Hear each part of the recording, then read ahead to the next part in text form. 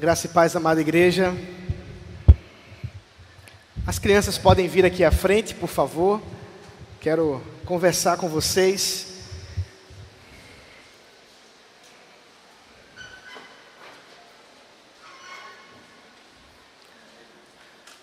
As crianças. E aí, tudo bem com vocês? Olá. Tá chovendo muito, né? Quem ficou molhado com essa chuva, hein? Eu me molhei. Molhei minhas costas todinhas. Tem que proteger, né? Mas não tem problema não. Chuvinha que cai do céu. Aproveita quando chove assim, já bota um shampoozinho e dá uma lavada no cabelo. O que vocês acham? Dá certo assim? Quem gosta de tomar banho de chuva aqui? Nunca tomou banho de chuva? Vou falar com seus pais sobre isso. Cadê eles? Você já tomou banho de chuva? Podem vir mais para cá, para pertinho de mim aqui, que eu quero perguntar uma coisa para vocês. Podem vir. Vem cá, João, Samantha. Vem cá. Deixa eu perguntar uma coisa aqui. Quem que gosta de estudar? Tem que ser sincero. Quem gosta de estudar na pré-escola? Quem gosta assim de estudar? De ler? Quem gosta? Mais ou menos. Ah, mas você gosta disso? Hã? Mais ou menos. Agora deixa eu perguntar uma coisa para vocês aqui. Ó. Presta bem atenção. Aqui, ó. E se o professor, o papai, pegasse todos os seus exercícios, dos seus irmãos, dos seus coleguinhas da sala, pegasse o exercício e, para dar a nota da sala, ele somasse todas as notas de todos os colegas e dividisse pelo número dos alunos. Deixa eu explicar de novo isso aqui. Ó, você tirou 10 e ele tirou 5. Somado dá quanto? Dividido por 2. 7,5. Os dois vão ficar com 7,5. Você acha justo para você isso? Você que tirou 10? A próxima prova você vai estudar mais ou menos? Começa a ficar complicado, né? Mas deixa eu falar uma coisa. A preocupação da gente quando vai para a escola, ou quando vai estudar com o papai, com a mamãe, não deveria ser, presta bem atenção aqui, não deveria ser apenas resolver as atividades, responder às perguntas que estão no livro, tirar uma boa nota. Esse não deveria ser a nossa preocupação. Sabe qual deveria ser a nossa preocupação, João Gabriel? A nossa preocupação, sabe qual deveria ser? Para que vocês acham que a gente estuda? Para saber mais. Para aprender. Eu estou sem máscara, né, gente? Agora que eu ainda estou aqui. Deixa eu botar a máscara de novo aqui. Para a gente aprender, não é mesmo? E se a gente se preocupar em aprender, olha só, aprender, a gente realmente vai colocar a prioridade, a coisa mais importante do que simplesmente uma nota, uma resposta certa, uma resposta errada. Eu fico triste quando eu erro na prova, sabia? Eu fico triste quando eu escrevo uma coisa errada. Mas mais importante do que escrever a coisa errada ou a coisa certa é aprender o que realmente é certo. Presta bem atenção aqui para eu terminar, para orar com vocês. Hoje, vocês estão estudando e vocês têm que estudar bastante. Mas daqui a pouco vai chegar uma época em que vocês não vão só estudar, mas vocês vão também aplicar o que vocês aprenderam no trabalho, na vida. E nessa hora, eu quero que vocês lembrem uma coisa, que a coisa mais importante no trabalho é glorificar a Deus. Vamos falar comigo? Aqui, ó. Vamos repetir com o pastor. Ó, todo mundo aqui comigo, ó. O mais importante... Tá fraco. O mais importante do trabalho é glorificar a Deus. Vamos fazer mais forte agora. O mais importante do trabalho é glorificar a Deus. Vamos orar. Feche os olhinhos, vamos juntar as mãozinhas e vamos orar. Deus, Tu és o nosso Senhor, que cuida dos nossos filhos, que cuida daquelas crianças que o Senhor nos deu. Eu oro, Pai, pelos nossos filhos. Eu oro, Senhor, por essas crianças que o Senhor nos concede para cuidar e para criar, Senhor. Abençoa agora que também vão estudar a Tua Palavra, abençoa os professores e que eles sejam conduzidos a aprender a como glorificar o Teu nome, Senhor, na vida deles, inclusive quando estudam e quando trabalham.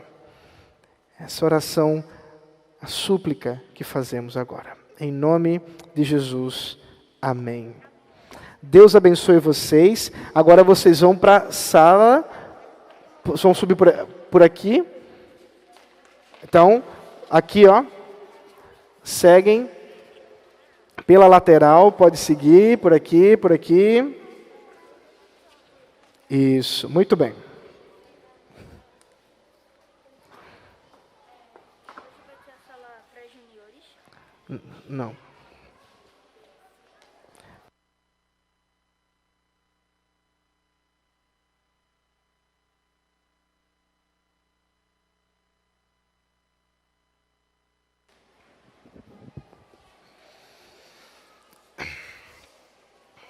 Irmãos, vamos abrir a palavra do Senhor no livro de Eclesiastes, capítulo 4.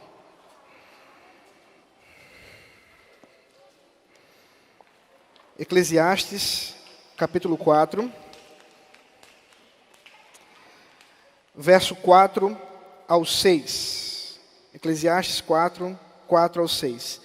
Tem sido verdadeiramente desafiador aprender mais da palavra de Deus, estudar o livro de Eclesiastes. Tem sido uma bênção,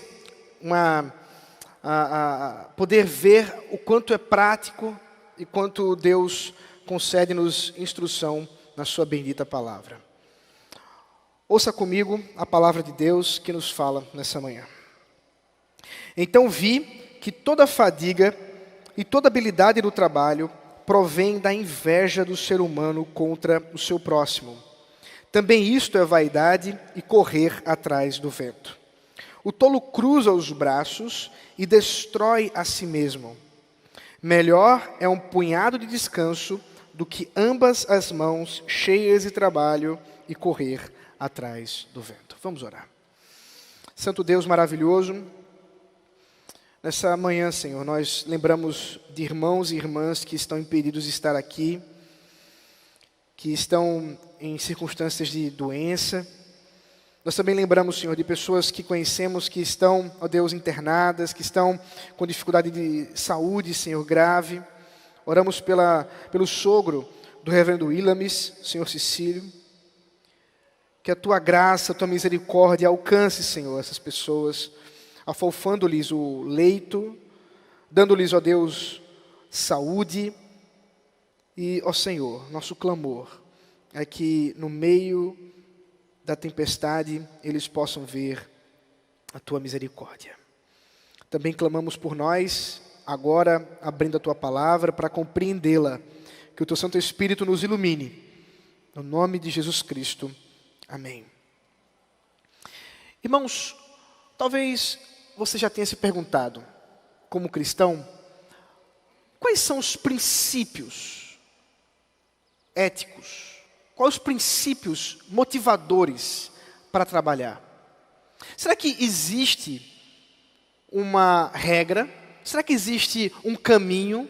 Será que existem princípios fundamentais para um cristão trabalhar? Será que no meio desse mundo que nós temos vivido, nessas circunstâncias tão terríveis que temos observado no dia a dia, você acordando na segunda-feira às 6 da manhã, toma um café rápido, sai, pega um ônibus lotado, cheio de Covid.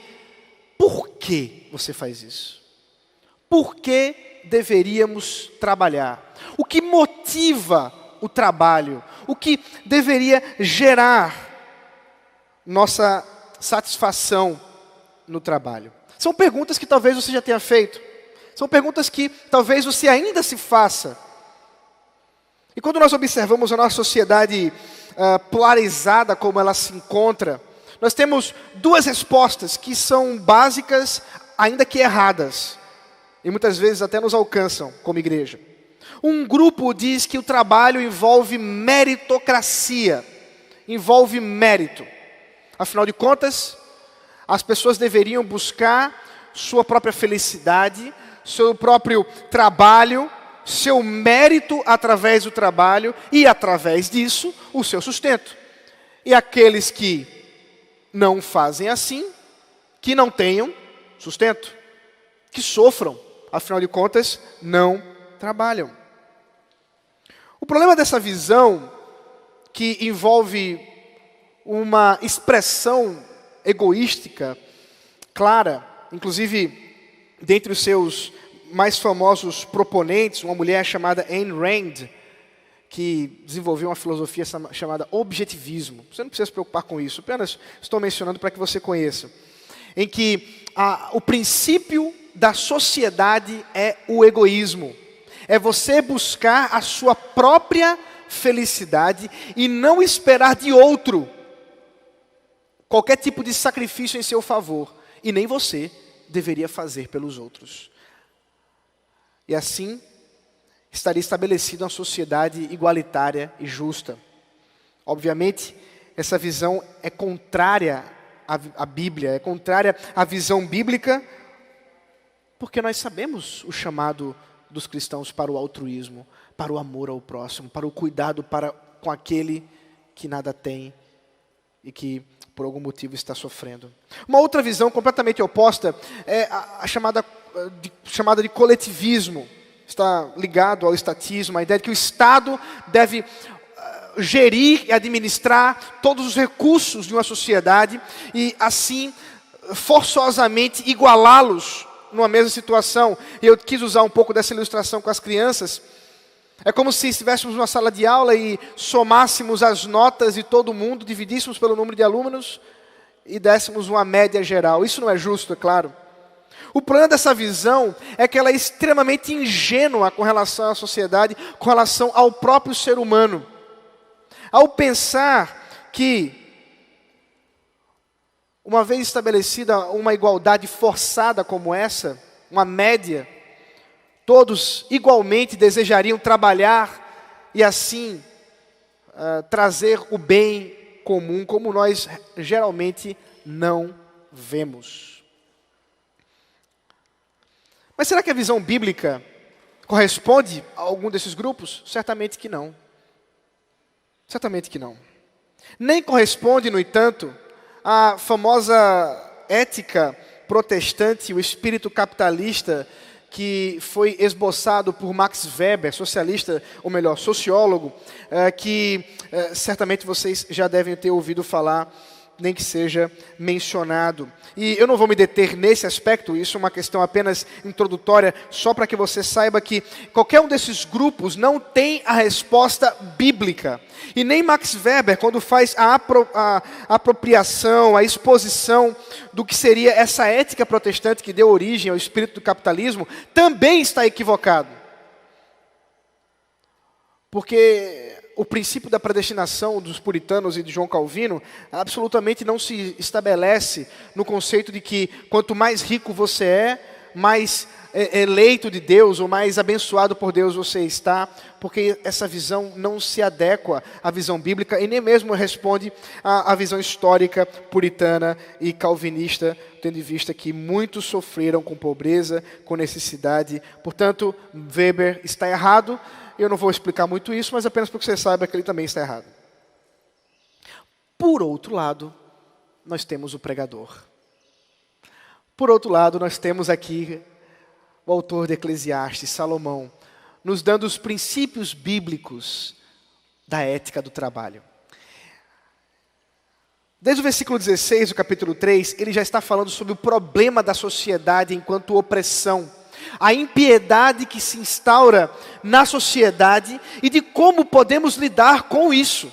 Como podemos viver num mundo cheio de injustiças, num mundo cheio de impiedade, de pecado, de crime, de maldade, de opressão. E agora, de maneira específica, ele deseja nos mostrar como, em meio ao trabalho, à vida do trabalhador cristão, ele pode glorificar a Deus, tendo em vista um mundo tão maligno. Um mundo debaixo do sol. Um mundo que vive atrás dos seus próprios interesses.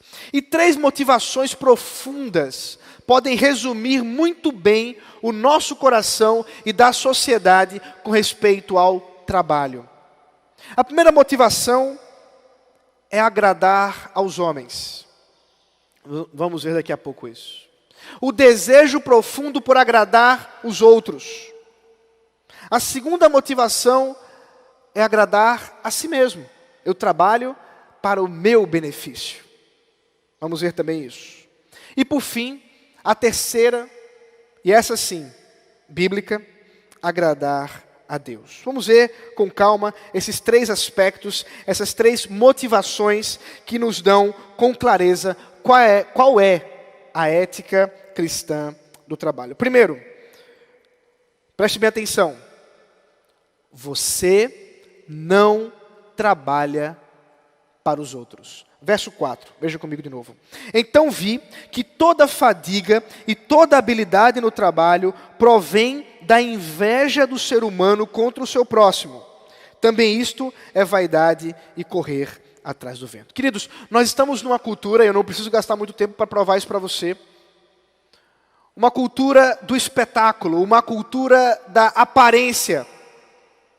Uma cultura em que muitas pessoas gastam horas em redes sociais a fim de mostrar alguma coisa que não são, para que pareçam aos outros que são alguma coisa. Pessoas que tiram fotos, postam grandes textos e outras coisas mais para mostrar aos outros algum tipo de luxo, algum tipo de situação com a vida que pareça favorecê-los em relação aos outros. E é claro que no meio de uma cultura tão voltada para exposição, tão voltada para esse espetáculo público, a inveja é uma mola propulsora aos nossos corações, não é mesmo? Você olha e lá está alguém viajando num cruzeiro. É o seu sonho. É o seu colega de faculdade. Porque ele pode fazer isso e você não. E aquilo começa a ganhar no seu coração um desejo. E você fala, ok, eu preciso trabalhar mais. Eu preciso me preparar mais, porque se ele conseguiu, eu também tenho que conseguir. Inveja. O pregador diz e generaliza que todo trabalho, todo esforço que as pessoas fazem e toda habilidade que elas buscam nesse mundo é resultado de inveja. De um desejo de ser o outro, de ter o que o outro tem. Um desejo ilícito, pecaminoso, de obter aquilo que os outros já têm. E essa motivação, ou essas motivações por inveja, por rivalidade, terminam por nos fazer trabalhar, nos esforçar, procurar o melhor e o melhor desempenho, simplesmente para que possamos ser ou ter o que os outros detêm. Simplesmente usando o critério da vida dos outros. E sabe, queridos, a grama do vizinho vai ser sempre mais verde que a sua. Sempre. Porque a janela que você olha, o recorte que você faz da vida dos outros, é o seu recorte sobre a vida dos outros. Aquilo que está no seu coração em busca de olhar para o que os outros conseguiram, para o que os outros tiveram, e que você diz, eu não tenho isso. Por que não? E tudo isso, diz o pregador, é correr atrás do vento. Você já tentou correr atrás do vento? Não dá. Sabe por quê? Porque se você usa como critério da sua vida o trabalho, se você usa como critério da sua vida os estudos para alcançar o que os outros têm, para ser melhor que os outros, sabe quando é que você vai estar satisfeito? Nunca. Porque sempre vai ter alguém que sabe mais que você. Sempre vai ter alguém que tem mais que você. E esse poço sem fundo estabelece uma prisão de inveja que destrói o seu coração.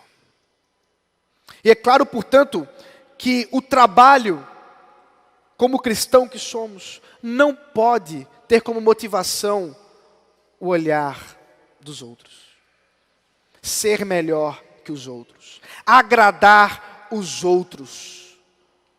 A inveja não pode ser a motivação que te leva a acordar às 6 da manhã, às 5 da manhã, numa segunda-feira, para pegar o ônibus lotado, cheio de Covid, para trabalhar.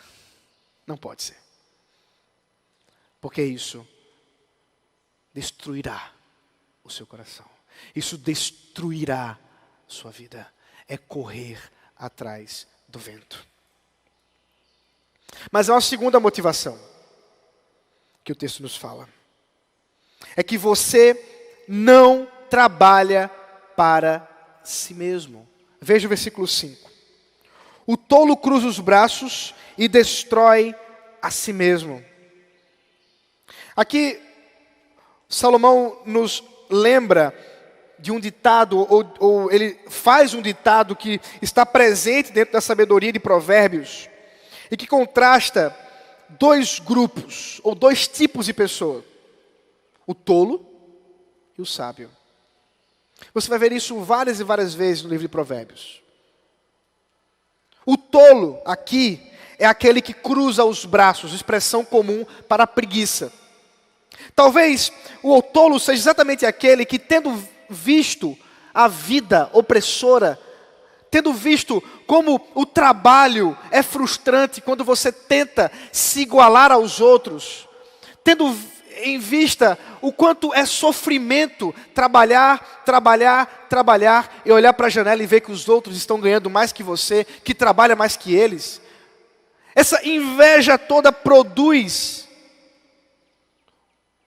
uma estagnação, produz uma preguiça a ponto do tolo dizer, quer saber de uma coisa? Não vou trabalhar. Quer saber de uma coisa? Eu vou orar agora para ganhar na Mega Sena. É isso. Eu vou nem jogar, porque Deus é soberano. Já fez isso? Senhor, eu quero ganhar na Mega Sena. Não joguei, mas o Senhor é poderoso. Eu não preciso jogar para ganhar na Mega Sena se o Senhor quiser que eu ganhe. Preciso? E se eu ganhar na Mega Sena, eu vou dar o dízimo. Pode ficar tranquilo. Mas quer saber? Eu nunca mais vou trabalhar.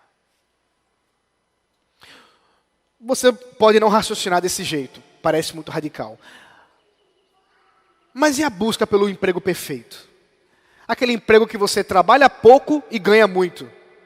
Quem não quer? Quem não quer trabalhar pouco e ganhar muito? Afinal de contas, você é digno.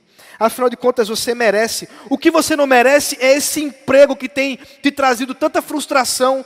Esse emprego do qual você trabalha e não alcança do que os outros estão ganhando por aí.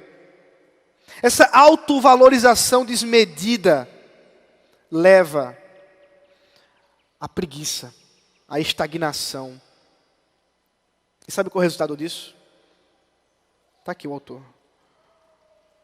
Está aqui, Salomão nos dizendo. Aquele que cruza os braços, destrói a si mesmo. Literalmente, o texto está dizendo, ele come a sua própria carne. Por quê? Porque uma vez que ele não está trabalhando, uma vez que ele entrou num modo de estagnação, parou com tudo, naturalmente o que vai acontecer? Ele não vai ter como adquirir recursos. Ele não vai ter como adquirir comida. Ele vai terminar comendo a sua própria carne, o seu próprio corpo, os seus próprios bens. Isso também não nos serve como motivação para o trabalho. Talvez você esteja decepcionado. Talvez você esteja frustrado com a sua vida, com o trabalho que você tem tido nos seus últimos tempos. Talvez exatamente por esse desejo, esse anseio por ter o que os outros têm e você não alcançar esses recursos, apesar de tanto trabalho, há uma frustração. E o que vem no coração é, quer saber de uma coisa? Não vale a pena. Não vale a pena. Não vale a pena trabalhar. Não vale a pena gastar tempo com isso. Quer saber de uma coisa? Não vou trabalhar. Agora Deus que me dê o serviço certo para eu glorificar o nome dEle. Quando Ele me der, aí sim. E a preguiça vai ganhando o nosso coração. E é o apóstolo Paulo mesmo quem nos adverte na sua segunda carta aos Tessalonicenses. Aquele que não trabalha, que também não coma. Por quê? Porque há uma conexão entre as coisas. Há uma relação entre o trabalho e a produção. Isso quem estabeleceu não fui eu. Quem estabeleceu não foi seu patrão, não foi nem mesmo a sociedade capitalista que você vive. Não foi. Gênesis, capítulo 3. Deus olha para o homem e diz, do suor do teu rosto você obterá recursos.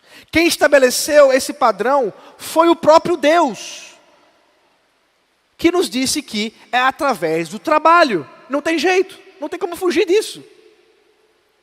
Mas o tolo tenta, e a preguiça o destrói.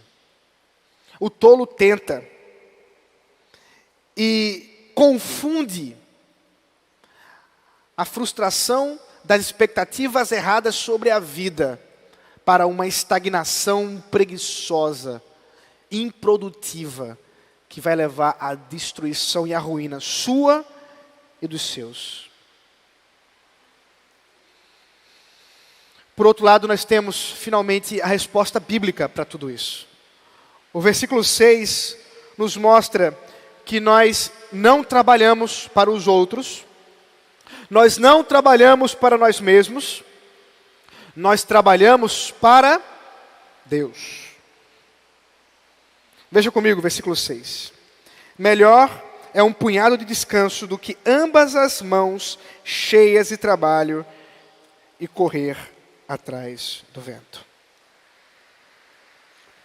Mais uma vez Salomão usa de um ditado, de um dito de sabedoria, só que agora ele não está contrastando o sábio e o tolo. Agora o contraste é entre o trabalho e o descanso. E esse padrão, trabalho e descanso, foi estabelecido também por Deus. Gênesis capítulo 2, versículo 2, nos diz que Deus trabalhou, criou, agiu por 6 dias para criar todo o universo, para criar todas as coisas. Mas no 7º dia ele descansou. O próprio Deus estabelece esse padrão ao ter trabalhado e descansado. E agora, Salomão nos diz, é melhor um punhado de descanso do que 2 de trabalho. Porque agora o problema é você esquecer, você perder de vista o padrão criado por Deus e buscar numa profunda idolatria para com o trabalho a sua alegria, a sua satisfação, a sua felicidade. Os americanos usam essa expressão workaholic, há pouco tempo foi usada pela nossa ex-presidente de forma um pouco errada, né? Workaholic, mas dá para entender. Workaholic é exatamente aquele que está fincado no trabalho, só pensa no trabalho, ele acorda pensando, eu preciso trabalhar, eu preciso render, eu preciso, de alguma forma, produzir, porque o dia de amanhã está chegando. Mas o dia de amanhã nunca chega. E a esposa chega para ele e diz, você precisa parar um pouco, olha os seus filhos. E o marido chega e diz, você precisa parar um pouco, nós precisamos tratar nosso casamento. Ele diz, não, eu preciso trabalhar. É o trabalho, você não entende. Porque se eu não trabalhar, amanhã a gente não terá nada. Mas e hoje, o que nós temos? Alguém pode perguntar. É correr atrás do vento. Alguém que se conecta ao trabalho como seu significado de vida. Como a sua esperança última. É correr atrás do vento. Porque nunca haverá o amanhã. Nunca haverá aquele dia em que dirá, ok, trabalhei o suficiente, já posso parar. Não, porque o viciado sempre quer mais. Você já conversou com pessoas realmente viciadas em alguma coisa? Ou em álcool, drogas ou qualquer outra coisa desse tipo. E você perguntou para ela, e aí? Quando é que é suficiente? Quando é que dá para parar? Nunca.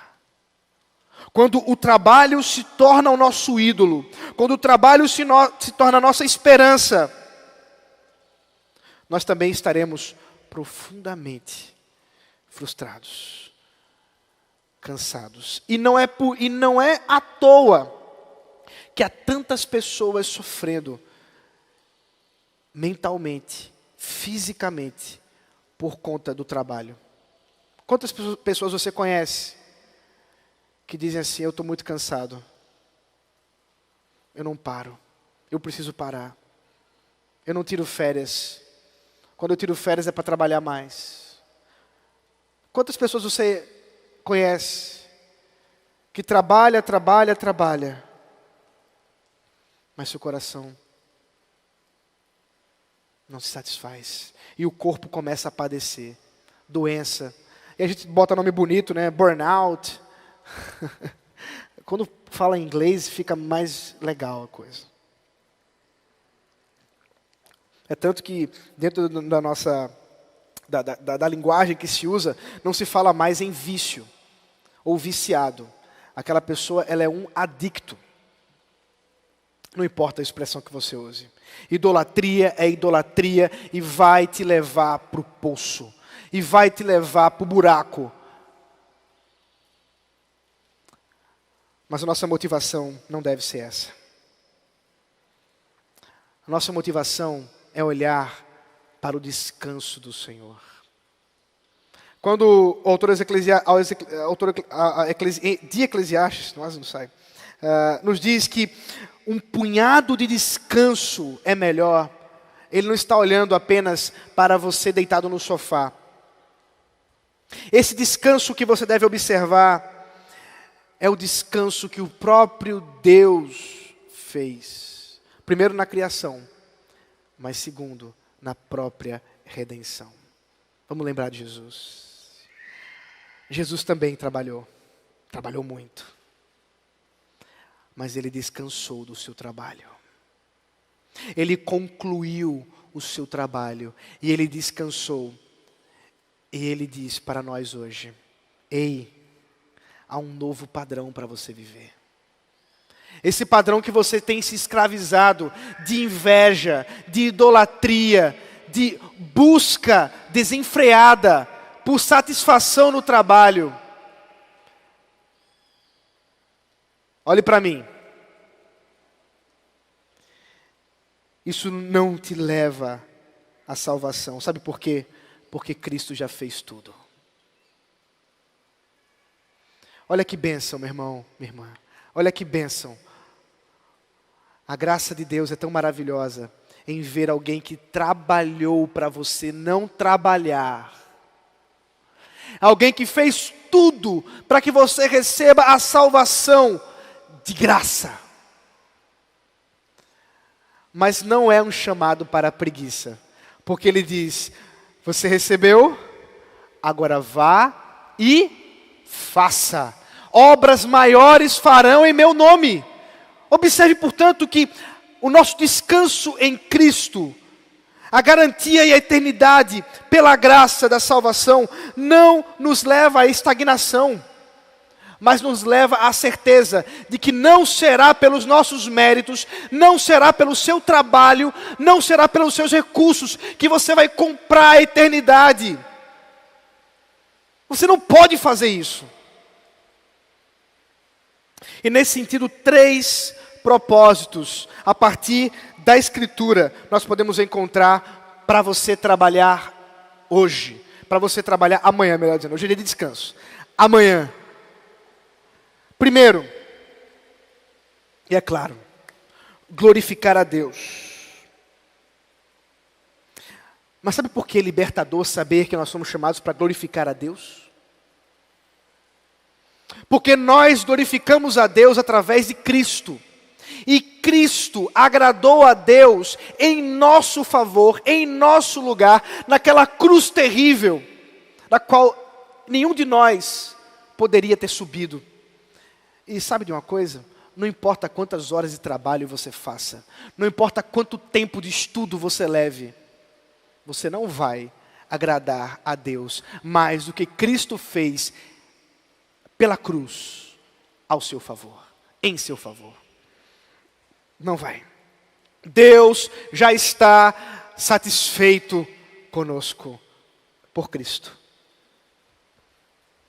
E agora, nós somos chamados a nos satisfazer nele. Abra comigo Filipenses, capítulo 4, versículo 11. Filipenses 4, 11.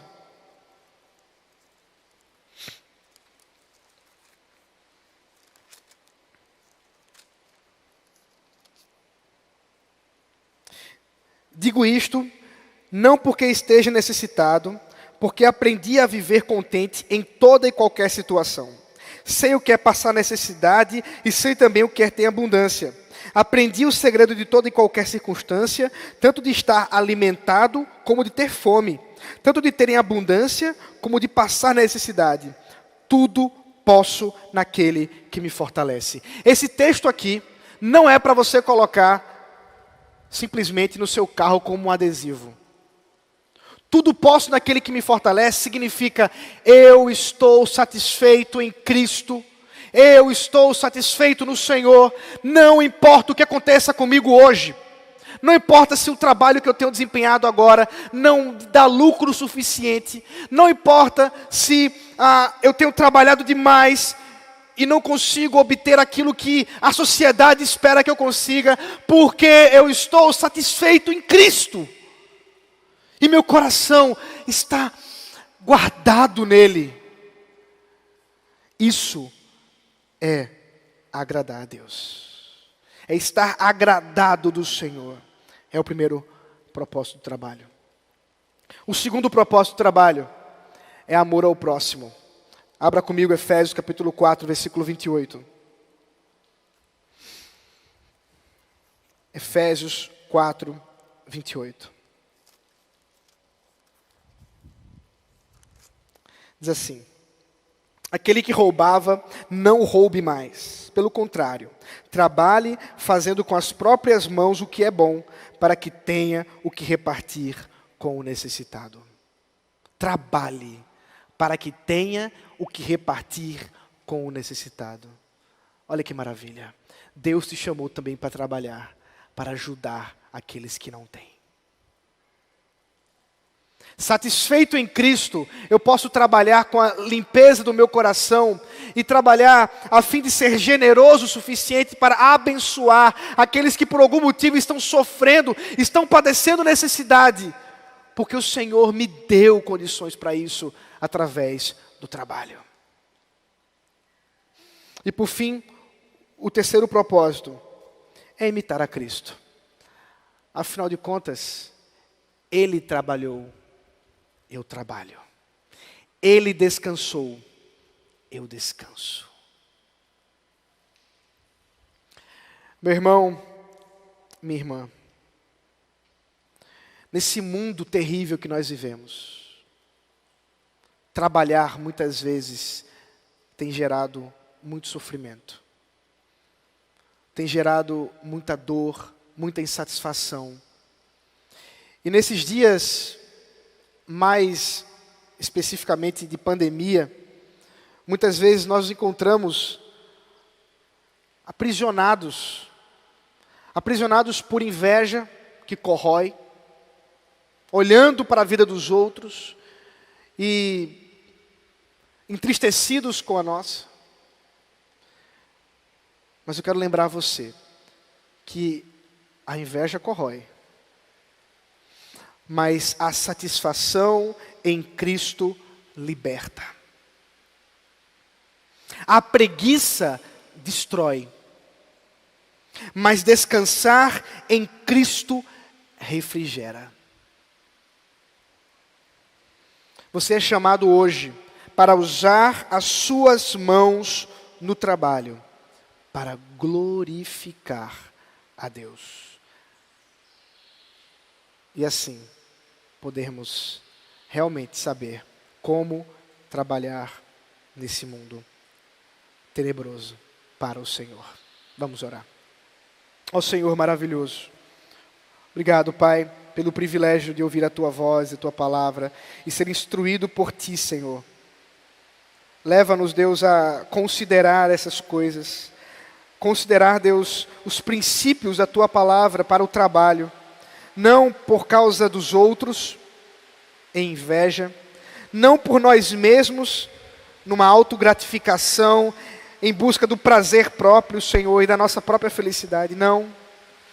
Mas, Senhor, em agradar a Ti por meio de Cristo, Te servindo, Deus, onde o Senhor nos coloca, satisfeitos pela Tua graça, levando-nos, ó Deus, a abençoar outros através dos nossos recursos, amando, Senhor, ao próximo e imitando ao Senhor Jesus Cristo, Redentor da nossa vida, para que nós não estejamos em preguiça, mas no descanso do trabalho do Senhor. Assim te rogamos, assim te oramos, em nome de Jesus Cristo. Amém.